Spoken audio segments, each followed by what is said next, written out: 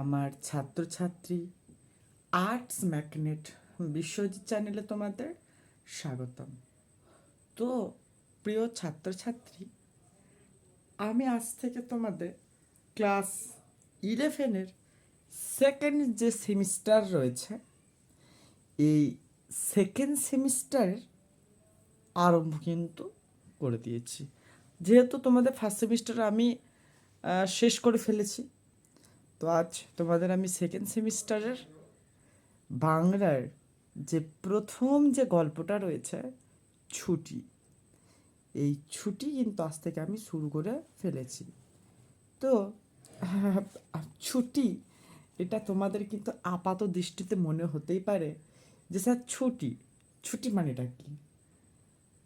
তোমরা তোমরা যদি বলতে পারো যে ছুটি মানে কি, যে তোমরা স্কুল থেকে ছুটি বা টিউশন থেকে ছুটি বা কোনো কাজ থেকে যে বিরতি, যে সেদিনকার মতো যে বিরতি, সেটাকে আমরা বলবো ছুটি। কিন্তু আমাদের এই যে গল্প ছুটি, যে রবীন্দ্রনাথ ঠাকুর লিখেছিলেন, এই ছুটি গল্পের একটা অন্তর্নিহিত অর্থ রয়েছে। কি অর্থ? এইখানে ছুটি শব্দটা ব্যবহার করা হয়েছে চিরকালীন বিদায়, অর্থাৎ এক কাল থেকে অন্য কালে, অর্থাৎ ইহকাল থেকে পরকালে যে প্রবেশ করা, সেই হিসেবে কিন্তু পাঠ্য গল্পটি কবি গুরু রবীন্দ্রনাথ ঠাকুর লিখেছেন। অর্থাৎ চিরকালীন যে বিদায়, যে সেটাকে কিন্তু রবীন্দ্রনাথ ঠাকুর বলেছেন। আর এই তোমাদের বলি, এই ছুটি গল্পের একটা মূল কেন্দ্রীয় চরিত্র হচ্ছে ফটিক। কে? ফটিক। ফটিক হচ্ছে পিতৃহারা ছেলে, যারা দুই ভাই, মাখনলাল ও ফটিক। ফটিকের মা রয়েছে, আর গল্পের স্বল্প পরিসরে হলো তার মামা চরিত্রটাও কিন্তু দেখা যায়, সাথে মামি মামির চরিত্রটা, ওর চরিত্রটি যদি নাও আসে, কিন্তু তার মধ্যে একটা ভাবের বিনিময় করেছে ফটিক চরিত্রের মধ্য দিয়ে মামির চরিত্রটা। তো এই ফটিক হচ্ছে গ্রাম বাংলার অতি সহজ সরল দুরন্তপনা মিশ্রিত এক গ্রাম্য যুবক, যাকে কোনো বাধা কোনো দিন বেঁধে রাখতে পারে না। অর্থাৎ সে হচ্ছে মুক্ত প্রান্তর, সে হচ্ছে উন্মুক্ত বাতাস যে বয়ে চলে তার পথে, যেখানে কেউ বাধা হয়ে রাখতে পারে না। কিন্তু এই ফটিক বাধা পড়ে যায় তার মামার কাছে শহরাঞ্চলে। একটা মুক্ত বাতাস বা একটা মুক্ত পাখিকে যখন আমরা খাঁচায় বন্ধ করে বদ্ধ প্রকৃতির মধ্যে আবদ্ধ করি, তখন তার চরিত্রের নানা পরিবর্তন আসে। সে হয়ে ওঠে স্তব্ধ, তার মনের ভাব প্রকাশের মাধ্যম আস্তে আস্তে তিস্তিমিত হয়ে যায়। সেই রকমই ছুটি গল্পেরও ফটিক চরিত্রটা বদ্ধ পরিবেশের মধ্যে নিজেকে আস্তে আস্তে তিস্তিমিত করতে করতে মৃত্যুর কোলে ঢলে পড়ে মায়ের প্রতি বার্তা দেয়, মা, এবার আমার ছুটি। এই যে একটা দুরন্ত ছেলেকে বদ্ধ জীবনে আবদ্ধ করে সেখানে তাকে মৃত্যুর দিকে নিয়ে যাওয়ার যে বিষয়, এই গল্পে তার কবিগুরু দেখাতে চেয়েছেন যে যে যেমন তাকে তেমন পরিবেশে রাখা উচিত। একটা অন্যতম গল্প কিন্তু এটা খুবই একদম আকর্ষিত করবে তোমাদের। দেখো, বালক দিকের সর্দার ফটিক চক্রবর্তীর মাথায় চট করিয়া একটি নতুন ভাবোদয় হইল। বালক দিগের সর্দার, বালক দিগের সর্দার মানে ওই যে ফটিকের যে সাঙ্গপাঙ্গ রয়েছে, তার যে দল রয়েছে, সেই দলের সর্দার হচ্ছে ফটিক। তো তার মাথায় একটা চট করে, মানে হঠাৎ তাড়াতাড়ি একটা নতুন ভাবোদয় হইল, দাগ দেবে। বালক দিগের সর্দার ফটিক চক্রবর্তীর মাথায় চট করিয়া একটা নতুন ভাবোদয় হইল। নদীর ধারে একটা প্রকাণ্ড শালকাঠ মাস্তুল রূপান্তরিত হইবার প্রতীক্ষায় পড়িয়াছিল। স্থির হইল সেটা সকলে মিলাইয়া গড়াইয়া লইয়া যাবে।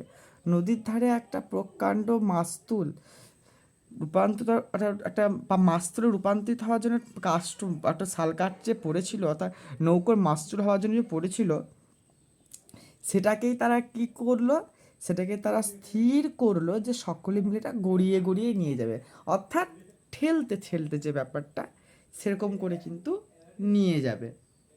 যে ব্যক্তির কাঠ আবশ্যককালে তাহার যে কতখানি বিস্ময় বিরক্তি ও অসুবিধা বোধ হইবে তাহারা উপলব্ধি করিয়া বালকেরা এ প্রস্তাবে সম্পূর্ণ অনুমোদন করিল। বলছে যে ব্যক্তির কাঠ তিনি যে কীরকমভাবে বিরক্তি অসুবিধা বোধ হবে তা সত্ত্বেও এই সবটাতে ছেলে মানুষ তো একটা 10 বছর 13 বছরের ছেলের তো এরকম দুরন্তপনা তো করবে, তার চরিত্রের অর্থাৎ তার মধ্যে একটা বৈশিষ্ট্য রয়েছে দুরন্তপনা।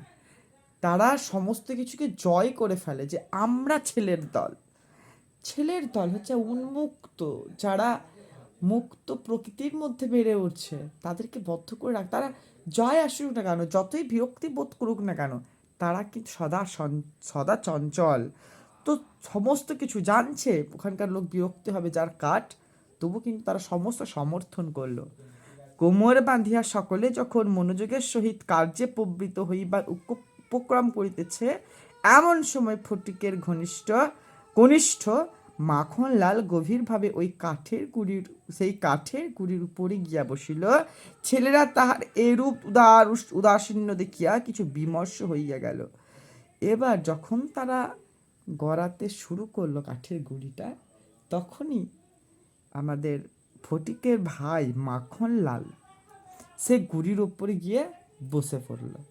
এবার ছেলেরা বলছে এই যেখানে উদাসীনভাবে বসে পড়লো, এবার গড়াতে গড়াতে তা যদি গড়িয়ে দিই তাহলে তো তার তো কোনো একটা সমস্যা হতে পারে, সে পড়ে যেতে পারে, সে কাঠে চাপা পড়তে পারে।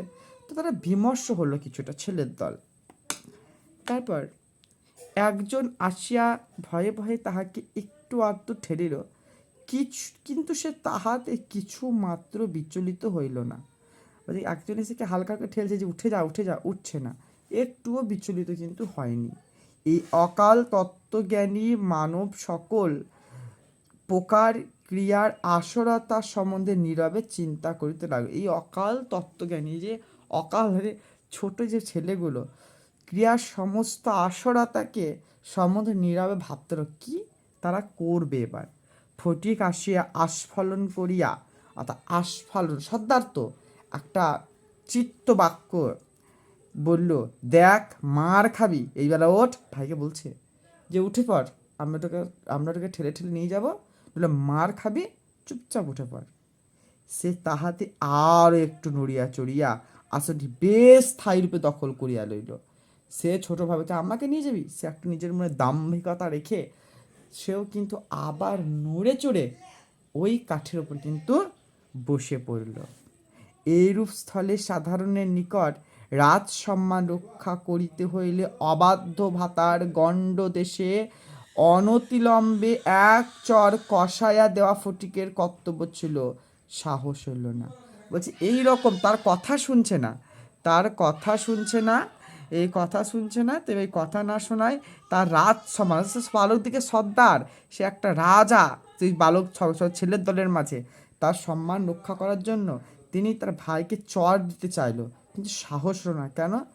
কিন্তু এমন একটা ভাব ধারণ করিল যে উনি ইচ্ছা করলে উনি এখনই উহাকে রীতিমতো শাসন করিয়া দিতে পারে, কিন্তু করিল না, কারণ পূর্বাপেক্ষা আরও একটা ভালো খেলা মাথায় উদয় হয়েছে। অর্থাৎ সে চাইলেই ভাইকে মারতে পারত, করো না, কারণ আগের যে খেলাটা, যে শালকাঠটাকে গড়িয়ে গড়িয়ে নিয়ে যেতে হবে, তার থেকে ওই শালকাঠটা নিয়ে গড়িয়ে তার থেকে নতুন একটা খেলার তার মাথায় উদয় হয়েছে। কি খেলা? তাহাদের বেশি মজাও আছে। প্রস্তাব করিল মাখন শুদ্ধ ওই কাঠকে গড়াইতে আরম্ভ করা যাক। ওরা প্রস্তাব দিল যে শুধু কাঠ না, এবার মাখন বসে ওকেও নিয়ে